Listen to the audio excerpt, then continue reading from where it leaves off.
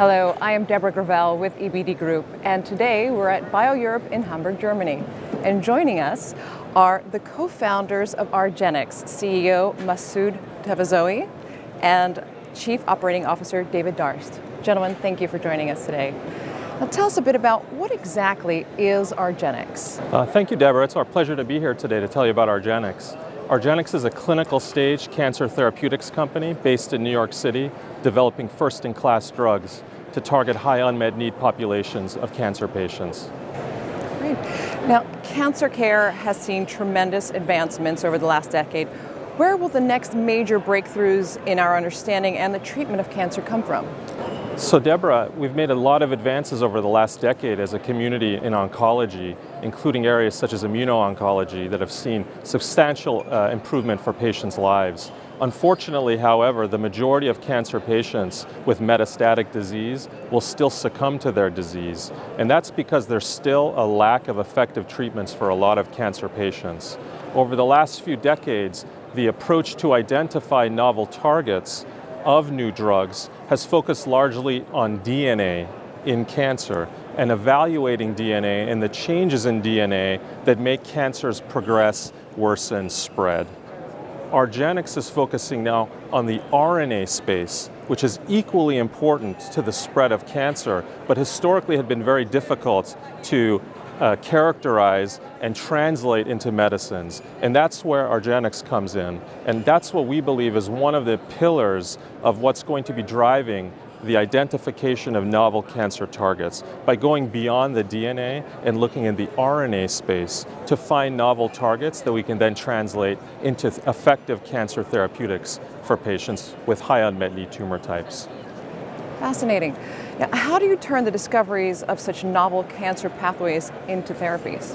So Deborah, we're always focusing on the science. And to do the science and translate these novel targets into medicines, we rely on data from patients. That includes genetic data, samples from patients. So we're always focused on the patient from the beginning of the process all the way to the end when we initiate a clinical trial with a novel therapeutic. And in order to do that, we rely heavily on science to guide us. And so we take the targets that we find, RNA-regulated targets that we discover using our discovery technology, and apply very thorough and sophisticated biological assessments of those targets and their role in human disease. And then we turn again to human data to validate the role of these targets as potential targets for novel cancer therapeutics. So again, we start with a very thorough scientific understanding of the novel targets and use data from human patients, including genetic data, to validate our targets. And genetic data, for example, from humans is one of the gold standards in validating targets, not just in oncology, but in a lot of other indications. So we really start from this idea that we can look in an unbiased way to find novel cancer targets regulated in the RNA space, and then turn to large data sets, turn to the biology, and prove to ourselves that these targets are relevant in promoting cancer progression. And then we take a more practical look and say, how do we actually make therapeutics against these targets? And we prioritize those targets that are amenable or applicable drug targets for traditional small molecules and antibodies that have already proven their effectiveness for other targets in cancer. So traditional therapeutics apply to novel target discovery based on investigative, thorough scientific analysis and a lot of science to translate that at Rgenix. David, I understand that your therapies have potential in numerous indications. Now, how do you, as a biotech company with less resources than Big Pharma, decide on development paths?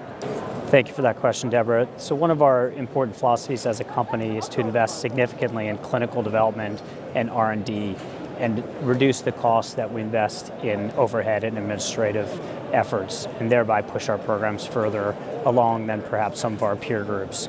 And we've been able to do that successfully with 2 programs in phase 1B clinical development, RGX-104 and RGX-202. With regard to selecting an indication or tumor type of interest to us, we think about 3 key criteria.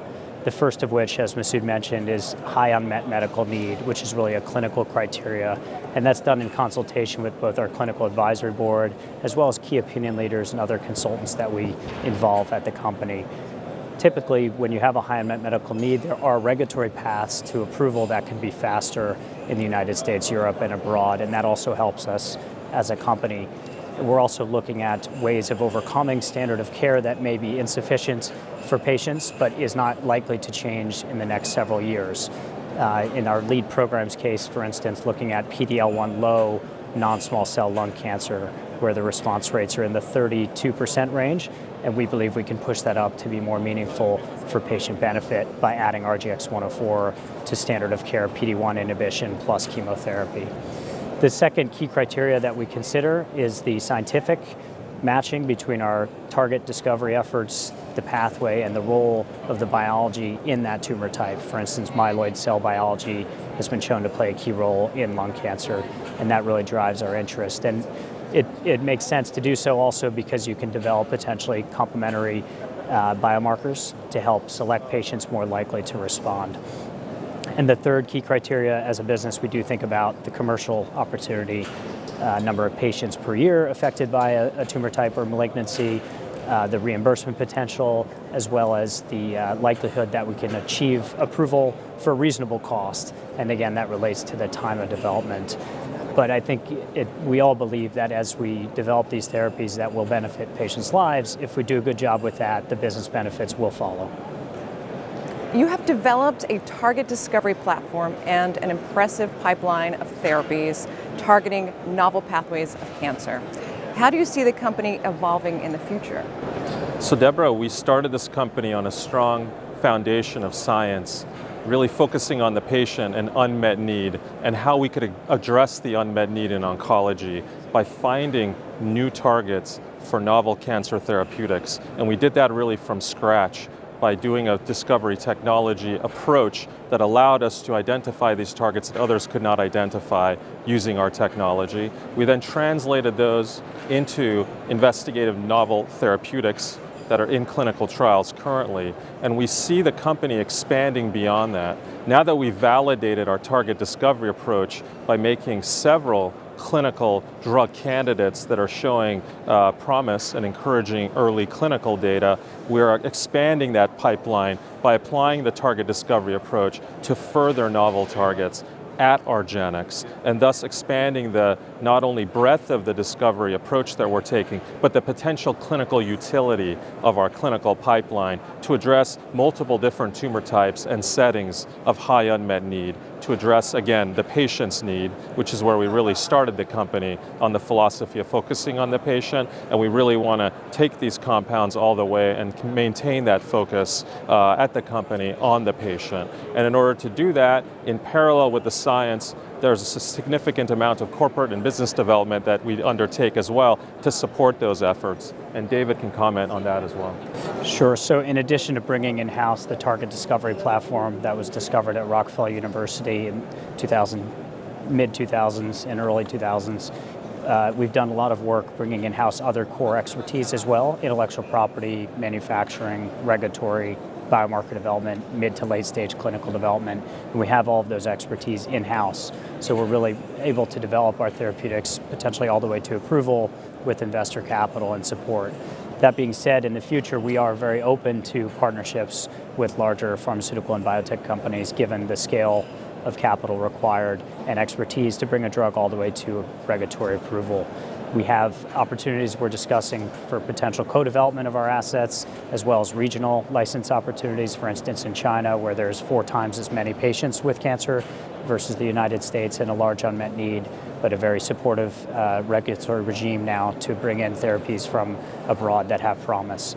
So we're thinking about it in different ways, both around licenses, co-development partnerships, as well as financing through typical means. We've raised over $80 million of investor capital, mostly from venture capital firms in the private markets, and are considering in the future pursuing the public equity markets as well. Great. And what is the best way for someone to get in touch with either one of you or someone at Rgenix? So definitely should check out our website, which is Rgenix, rgenix.com. We have an email on there, info@rgenix.com.